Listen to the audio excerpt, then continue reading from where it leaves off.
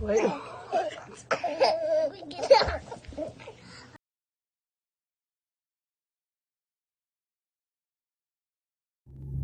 Hey y'all. Okay, so we've been talking about Elijah Parchman, Rambo. I'm going to refer to him as Eli, because I feel like with street names comes judgments that don't necessarily need to be there. So let's start thinking. First of all, let me tell you the quote-unquote facts of the case. This is what I do know happened. For sure, 2 people were shot. 1 person died. Eli called 911 and said, I am the person that shot these 2 guys. He also said that the media, let me back up here. The media reported that Eli said to dispatch that the guys were walking towards him, so he fired shots. Well, as the media will do, that's just a little bit of the truth. So let's get into the whole truth. So the whole truth is Elijah and others were standing outside the back of his apartment. He lived at 607 East Iowa. Directly behind that, across an alley, is the back of a parking lot that backs up to the alley there, and for the businesses and everything on Virginia. So while the actual, I guess, incident happened at 600 Virginia, Eli was at his house on Iowa Street, in the back. So at 9:30, we know that a shooting happened because there were 911 calls made, and I will have the 911 calls. The link to that will be listed in the description below. So make sure that you listen to that, because that is very telling. Very, very telling. So, let's talk about who Eli is. He's 20 years old.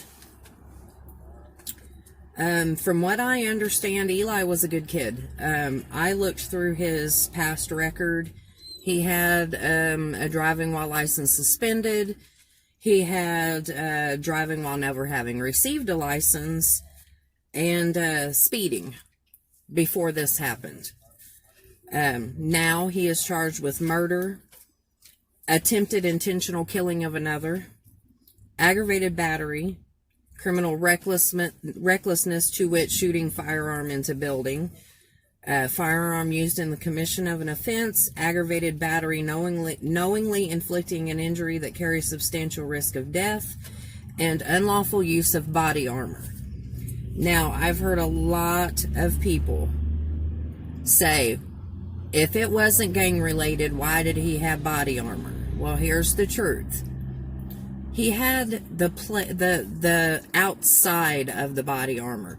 In order for that to actually be body armor, he has to purchase plates to put in those. Now, those are illegal, and you know, the government thinks that we citizens shouldn't have, although the police carry them. They think that we shouldn't have them. So fine, but Eli was going by the rules because there were no plates. So I'm not really sure how that charge is going to stick. And also, he didn't have it on him. It was just in his house. So Bobby Minor was one of the is the deceased victim. Bobby Minor, 32 years old, walking with his brother, Akeem Minor, 26 years old, who was shot twice. Once in the right thigh, once in the right hand. So about 9:30, 911 gets a call that there are shots fired in the area, so they show up. When they show up in the area, there's a phone call that says, hey, 2 victims just showed up in the Deaconess Hospital emergency room. Where'd they come from? Oh, they came from your neighborhood. Bam, we've got the victims. In the meantime, dispatch gets another phone call that says, you know, you're responding to a shots fired call. I am Eli, and I'm the one that did it. Now I'm paraphrasing, but basically that's what he said. Now what we know is that there were 40 caliber casings on the ground that belonged to Eli. We know that there were people picking up casings that were laying on the ground. There were also 2 vehicles that were seen leaving the area.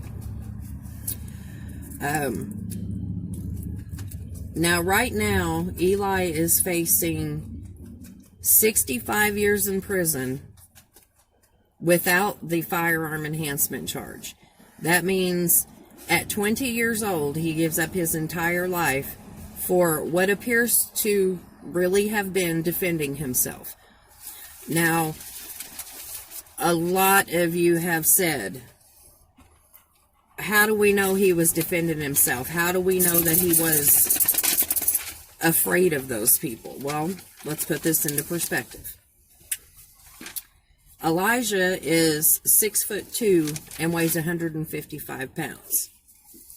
Now, I haven't gotten that far into Bobby Minor yet, but considering he and Akeem Minor are brothers, I would imagine that they were similar in build. Akeem is 6'4", 220 pounds, so significantly larger than Eli. And all of the witnesses say that this was an argument that escalated. Now, I don't know what the argument was over. I will tell you that today I'm sitting and penning a letter to Eli and sending it off to him. So, Tanisha Givens, if you will please let him know that Wicked doesn't want to do anything but help him. So, if he will correspond with me and he will be open and honest with me, we here at Wicked will do everything that we can do to bring his case into light where somebody can get a hold of it that's bigger than us that can help do what's right. Now let's talk about the victim, Akeem Minor. Now, there's been a lot of talk about how Eli had to have been a bad kid, had to have been gang related, had to have been drug related. Nobody just has an argument walking down the street. Well, I'm telling you, yeah, it does happen a lot. People in our travels, you would not believe the people that we've come across who just have such a sense of entitlement that they believe that they, own the parking lot or, whatever. And we've had to deal with people like that. Fortunately, we together present a presence that's, I guess, intimidating enough that people generally leave us alone. But now let's talk about Akeem. Akeem has a history of actually quite a few arrests and run-ins with the Evansville Police and the Vanderburgh County Sheriff's Department. Marijuana possession, operating motor vehicle without a license, speeding, tons and tons and tons of traffic stuff, speeding, seatbelt tickets, stuff like that. No big deal. But right now, he is on probation and has 2 active protective orders against him. And both of those are in relation to a domestic battery that he was charged with and found guilty of. And that wherein the victim was under 14 years of age. So right now, Akeem Minor is serving probation starting in April 3rd. Is that correct? I think April the 3rd is when he started his probation. No, April the 3rd, 2021 is when he gets off of probation. That is also when his next court hearing is. But he is ordered the 18 months probation, the $50 domestic violence fee, and he is to complete the batterers intervention program which I'm sure has not been done yet because this is fairly new. I know one of the names, Michael Green. He was in the Green Explorer. He actually picked the two up. From what I understand, they went into his vehicle while he ran upstairs and got the girlfriend of Akeem, Adria Roman, told her what was going on, at which point they switched him to the Suburban, a maroon Suburban driven by Adria Roman, and they went to Deaconess Hospital. Now, there's been a whole lot of talk about the amount of time that it took for Eli to call in. So let's put that into perspective too. So these houses are back to back, or the parking lots are back to back. So time traveled there is nothing. From Deaconess Hospital to the 600 block of Virginia where this happened, it is 0.9 miles and takes 6 minutes in regular traffic. Now, this is at 9:30 at night. There are 2 people in her truck that are bleeding, that have just been shot, and she's taking them to the hospital. I highly doubt it took her 6 minutes to get there. But let's say that it did. It took the officers 3 minutes to get into the area. During those first 3 minutes is when, during those first 3 minutes, a lot happened. They get the call, they hit the area. The second they hit the area, they've got a call from Deaconess saying, we've got gunshot victims, and then they have a call that says, you need to go to this address because this is the guy that shot him. How do we know that he shot him? Because he's telling us that he did. Now, it's worthy to note that when Eli went upstairs, he laid his gun on the counter along with his identification and his valid Indiana handgun permit. So he was legal to carry his gun.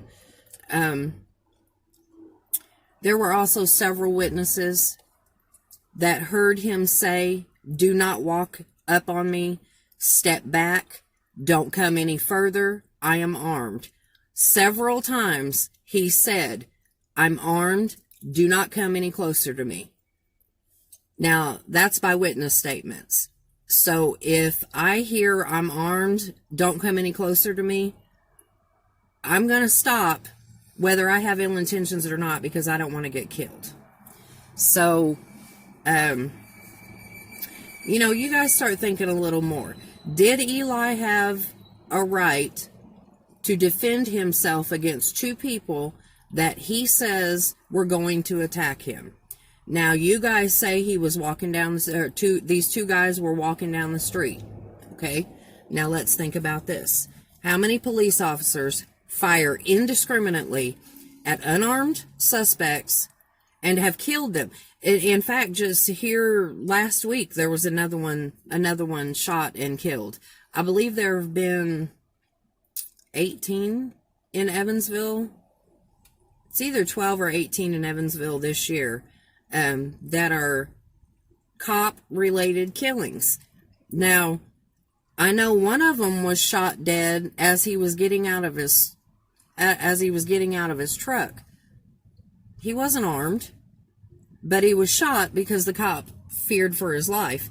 And everybody said, oh, well, I guess the guy should have listened. Well, he was getting out of his car. What kind of threat does that make to that officer?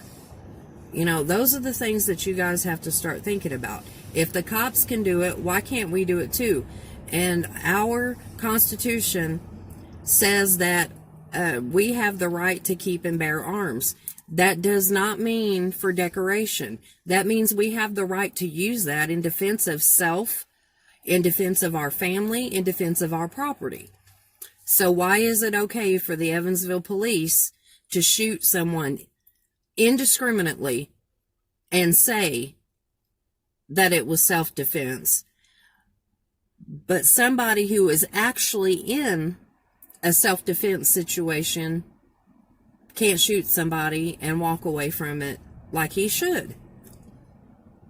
this is a situation that's going to be drawn out over a long time. But what we're going to do is just work really, really hard to bring the facts of the case to everybody so everybody can stop the speculation. So if you guys know anything about what happened, contact us at Something Wicked Evansville on Facebook. We're on YouTube, Tumblr, Twitter. I think we're at Pinterest. I think we just about have all the social media covered. We also have our own website. You can contact me by Facebook Messenger, will probably be the easiest way. But if you do want to call, the phone number is 812-205-1231. Any information that you have about this case, give me a call. We'll talk about it. There's a 20-year-old that has his life on the line right now, and we're going to do what we can to save it. So share this a lot. Make sure that everybody that you know sees it. Stay safe, stay wicked. We love you.